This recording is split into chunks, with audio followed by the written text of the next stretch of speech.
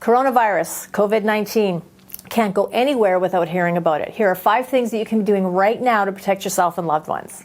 Let's go.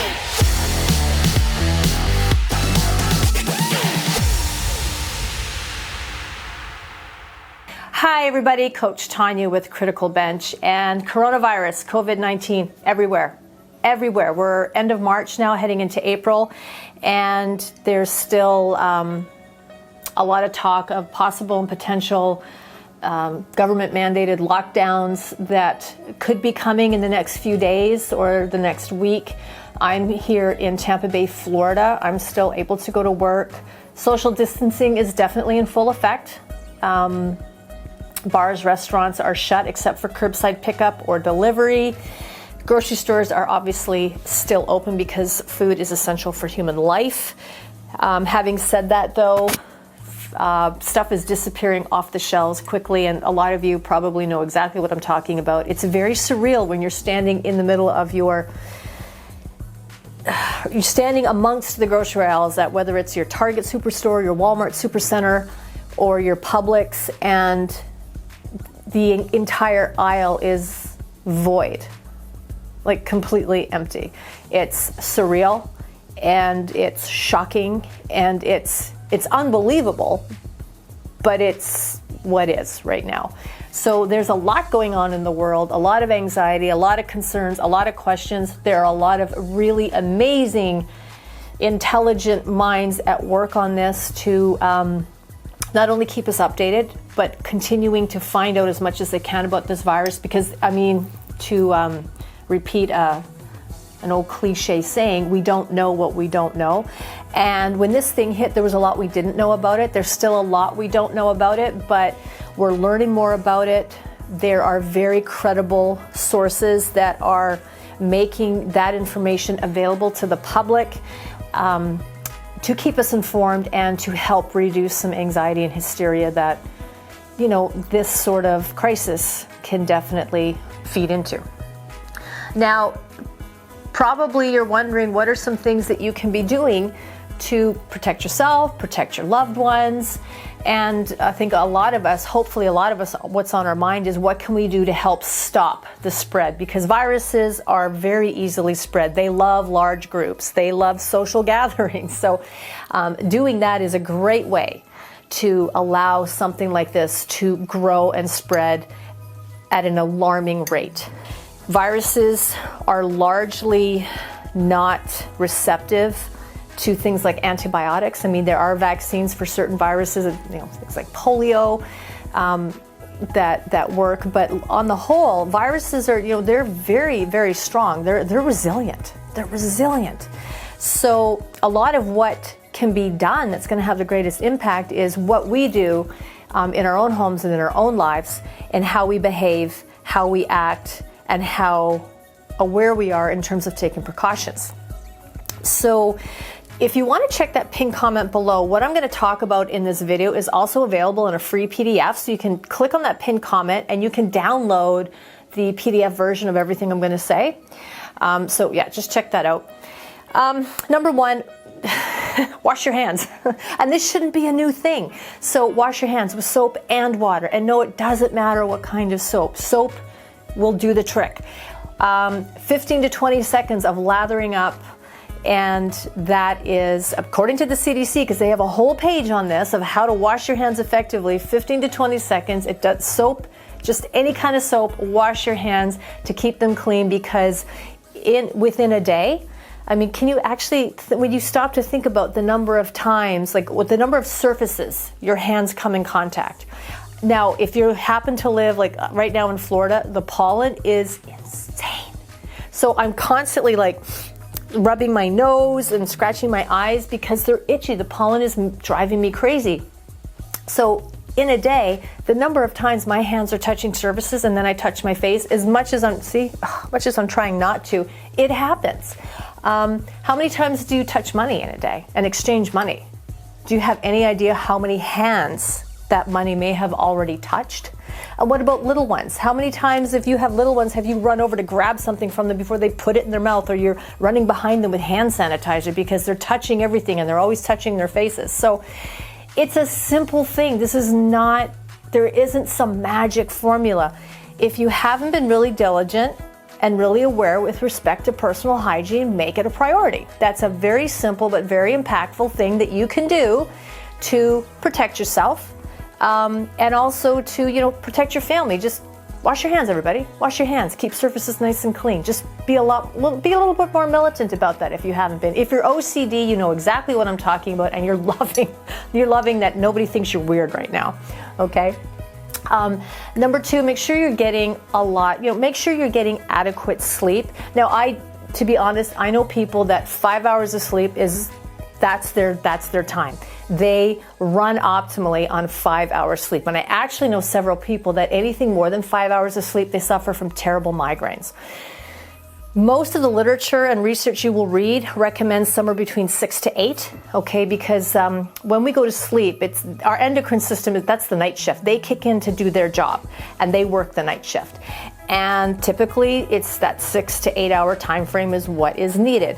So whether you're one of those 5 hour a night sleepers, or you can do the 6 to 8, get adequate sleep and make sure it's restful sleep. Getting up every hour is not restful sleep. Waking up at 2 and watching it out, like watching a movie, is not adequate restful sleep. You need adequate restful sleep because your body does a lot of work when it's sleeping. It does a lot of repairing, it does a lot of regeneration, and it needs that time to do the job. So get your sleep.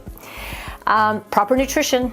I mean, everything comes down to, these are not anything new. Okay, these are more like reminders of things that you should be doing, we should all be doing all the time. Because ultimately, if we take really good care of our bodies, we're going to we're going to be functioning at a very optimal level. We're going to feel good. We're going to have lots of energy. Our immune system's going to be strong and optimal to fight off infections and things that we don't want to get. But if we're not taking care of ourselves, if we're eating terrible, if we're not sleeping well, if we have poor lifestyle choices like smoking and we drink too much alcohol, we're very sedentary, these things don't fuel a healthy body or a healthy mind. So the 5 things I'm talking about, and the 5 things in that free report, if you click that pinned comment, are not new science. They're not something we just discovered. But it seems that a lot of times it takes a crisis to wake us up. And a lot of times it takes a crisis to sometimes motivate us to take a 2-degree shift in our thinking and make something a priority that should always be a priority. So there, I kind of scrolled a bit, but nutrition, okay? Healthy, whole, fresh foods are always, that's my recommendation. Not in a scenario like what's happening now, depending when you get to the grocery store and what's there, that might not be an available option in the quantity you'd like. So do not discount the frozen food section. Do not discount things like canned chicken, tuna, and salmon. Don't discount any of those things in terms of valuable nutrition, because that's better than not eating, and it's better than eating really, calorie void or empty calorie food, I love whole, fresh fruits and vegetables. That's my go-to over frozen or canned. However, in my town where I live, my only option is to get to the grocery store on my way home from work.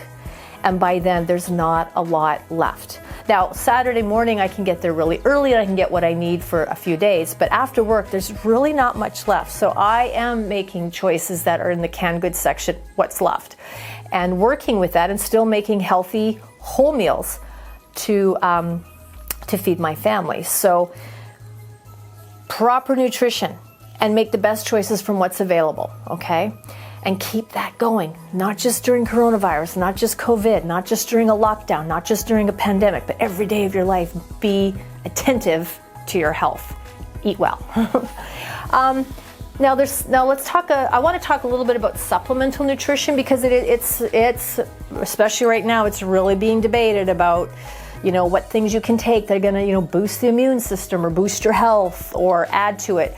Supplemental nutrition can be very good, and it has very potentially some great value added elements to your health. Personally, I take a multivitamin, have for years, and as far as the science on certain supplements, A lot of it is anecdotal, okay? And a lot of it, if you actually read through a research study, or let me back up here, consider the source of where you're getting the information. If you are actually directed to a real science journal or some real research, read all of the print because, for example, there are some supplements that are touted as almost like cures. Be very careful with that, because there has yet to be a vitamin or a mineral that is going to cure the flu or can cure COVID. That's not correct. However, some supplementation with some vitamins and minerals can certainly, it has been shown to lessen how intense maybe your symptoms are and the duration that you're experiencing them. So be very cautious of things that are cures, and just be aware of what you're reading in terms of what can help. You know, there are things that you can do to help yourself. There are things that you can do to improve your diet and nutrition, which is going to improve your health overall. And if that's something you need to do, and supplementing will help you with that, because maybe you're a picky eater, maybe you're really terrible at cooking, I don't know. And in those cases, if you're not able to get what your body needs through food, supplementation might be a really great avenue for you to get adequate sources of vitamins and minerals that you might be lacking because your diet is suffering, but you want to get on the diet thing, okay? Lastly, in the number 5 is know when to ask and seek medical professional help. If you feel sick, if you believe you are, being symptomatic, now you can go to the CDC website. They are very current. They do have a page on there that very clearly outlines what symptoms are of COVID-19 and what you may be feeling, what you may be showing.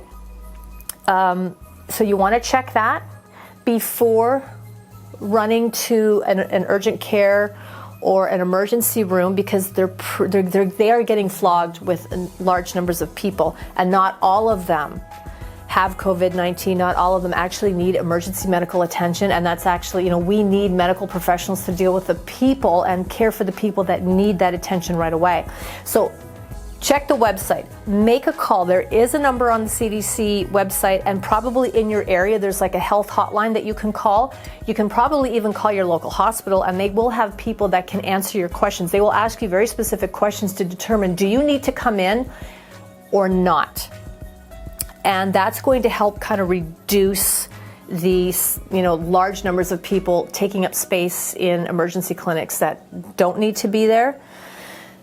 On the other hand, if you're getting very sick and you're fevery and you know that something is really wrong and you're not getting any better, then you need to be aware and in tune with your own body and know when you need to go and get help, because this is a serious virus.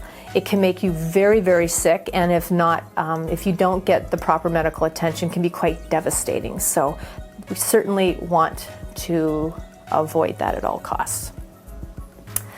Okay, so 5 things that you can be doing to protect yourself, to protect your loved ones, to keep and maintain a very healthy environment where you're at.